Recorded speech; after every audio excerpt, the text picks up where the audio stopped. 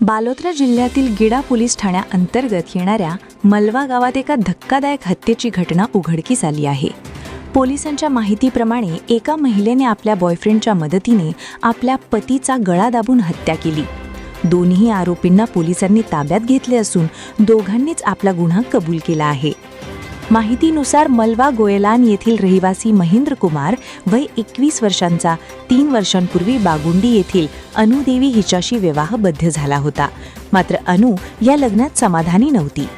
लग्नानंतर दोघांमध्ये सतत वाद व्हायचे आणि अनु बहुतेक वेळ आपल्या माहेरी राहायची।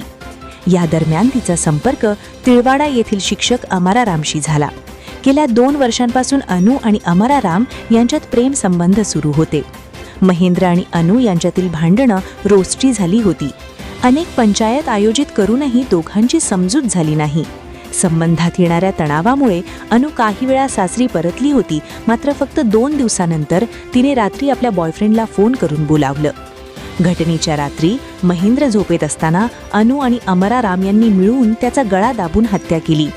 सकाळी महेंद्र उठला नाही तेव्हा त्याची आई त्याला पाहायला गेली आणि मृतदेह पाहून कुटुंबियांचा संशय बळावला।